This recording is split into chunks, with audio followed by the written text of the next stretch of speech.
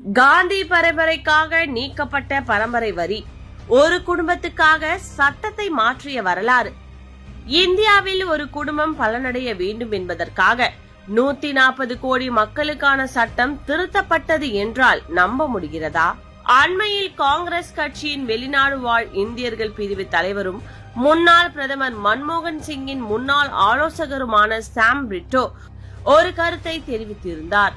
அதாவது, அமெரிக்காவில் உள்ள பரம்பரை சொத்து வரி சட்டத்தை இந்தியாவிலும் கொண்டு வர வேண்டும். அதன்படி ஒருவர் இறந்த பிறகு 55% சொத்தை அரசு எடுத்துக்கொள்ளும். மீதமுள்ள 45% சொத்துக்களை மட்டுமே அவருடைய வாரிசுகள் பிரித்து எடுத்துக்கொள்ள முடியும் என்பதுதான் அவர் தெரிவித்த கருத்தாக இருந்தது.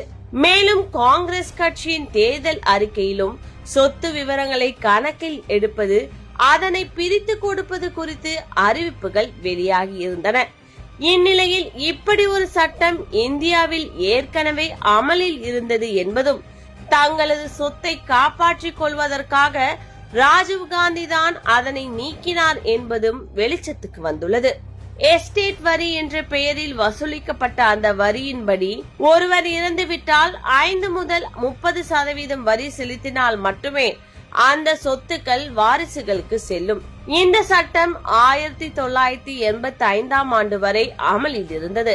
1985 பிப்ரவரி 28 நாள் இந்த சட்டத்தை ரத்து செய்வதாக ராஜீவ்காந்தி அறிவித்தார்.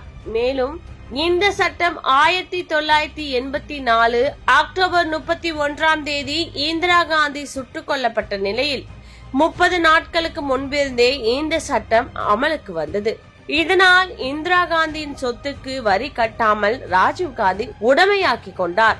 தனது குடும்ப சொத்து தனக்கு அப்படியே வந்து சேர வேண்டும் என்பதற்காக ஒரு நாட்டின் சட்டத்தையே காங்கிரஸ் கட்சி திருத்தியுள்ளது. மேலும் தற்போது அரசியல் உள்நோக்கத்திற்காக மீண்டும் இந்த சட்டத்தை கொண்டு வர போவதாக வாய்ஸ் அவடால் பேசிக் கொண்டிருக்கிறது.